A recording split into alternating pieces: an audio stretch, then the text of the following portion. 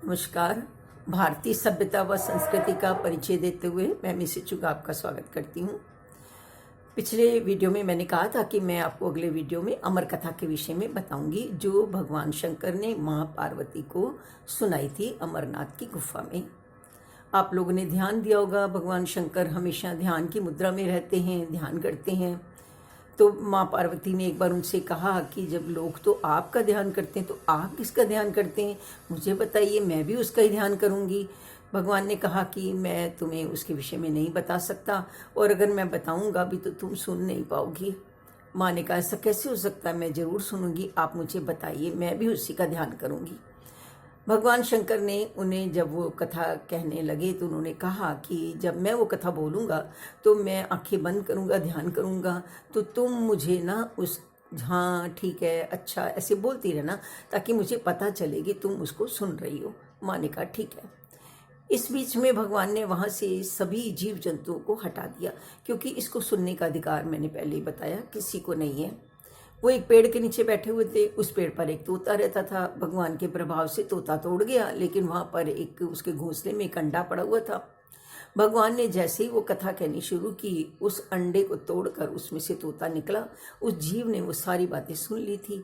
भगवान ने जैसे ही इस 14 लोक के ब्रह्मांड के विषय में बताने के बाद ब्रह्म के विषय में बताना जैसे ही शुरू किया, माँ पार्वती सो गई और वो तोते का बच्चा हाँ अच्छा ठीक है माँ की आवाज़ में बोलने लग गया।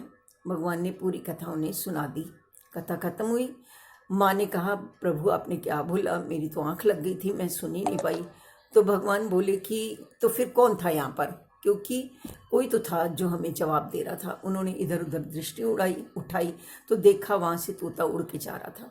भगवान त्रिशूल लेकर उसके पीछे गए उसको मारने के लिए। वो उड़ता उड़ता गया और ऋषि व्यास की पत्नी उबासी ले रही थी, उसका मुंह खुला हुआ था। वो तोता जाके उनके मुंह के अंदर चला गया। भगवान थोड़े दिन तो वहाँ इंतज़ार करते रहे, ये बाहर निकलेगा मैं इसको मारूंगा। लेकिन बाद में भगवान को ध्यान आया कि वो तो अमर हो चुका, अब उसने अमर कथा सुन ली है, मरेगा तो है नहीं। तो भगवान वहाँ से लौट आए। अब वो जो तोता था वो उस ऋषि के पुत्र के रूप में उत्पन्न हुआ, पैदा हुआ। चूंकि तोते को संस्कृत में शुक बोलते हैं तो उसका नाम उन्होंने रखा शुकदेव, जिसने अमर कथा सुन ली थी। अब उस समय राजा परीक्षित का राज्य था। परीक्षित राजा अर्जुन के पौत्र हैं और परीक्षित के समय में ही कलयुग का आगमन हुआ था। एक बार परीक्षित राजा शिकार खेलने के लिए गए। शिकार खेलते खेलते वो मार्ग भटक गए। वहाँ पर एक ऋषि की कुटिया थी, वो उस कुटिया में गए। वहाँ जो ऋषि थे वो ध्यान कर रहे थे। उन्होंने ऋषि से मार्ग पूछा, लेकिन वो तो ध्यान में थे, उन्होंने उसका जवाब नहीं दिया।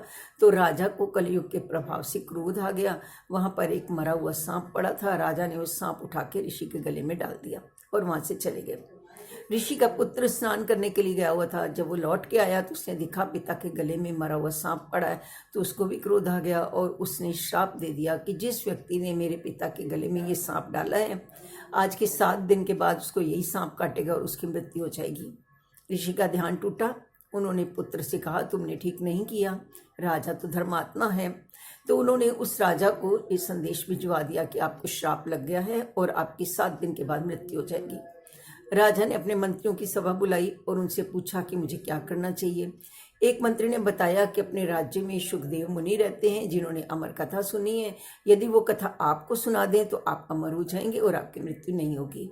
उन्होंने शुकदेव मुनि को बुलाया। शुकदेव मुनि ने कहा कि वो अमर कथा यूँ तो कहने का अधिकार मुझे नहीं है, लेकिन फिर भी आप राजा हैं इसलिए मैं कहूँगा, और जब मैं वो कथा कहूँगा तो मेरी आंखें बंद होंगी, मैं वो ब्रह्म ज्ञान है आपको दूंगा, तो आप बीच में प्रश्न मत कीजिएगा, नहीं तो वो कथा का प्रभाव खत्म हो जाएगा।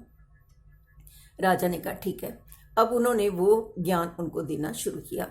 ब्रह्म के रूप में इस धरती पर सबसे पहले कृष्ण के रूप में आए थे। अब उन्होंने उस कृष्ण की कथा से उन्हें कहना शुरू किया। जैसे ही उन्होंने रास का वर्णन किया कि रास में कृष्ण के साथ एक एक गोपी के साथ एक एक कृष्ण था, और उन्होंने कितनी प्रेम था कृष्ण का गोपियों के साथ और कैसी अलौकिक वहाँ पर उन्होंने रास खेली। जब इस वर्णन के विषय में वो बता रहे थे तो उसने राजा ने प्रश्न कर दिया, ये कैसे संभव है कि एक एक गोपी के साथ एक एक कान्हा कैसे हो सकते हैं, और ये कैसा प्रेम था। जैसे उन्होंने प्रश्न किया तो व्यास उसने सुखदेव मुनि ने कहा कि अब तो मैं योगी और तुम राजा हो गए, और जो कहने वाला था ब्रह्म ज्ञान वो तो चला गया।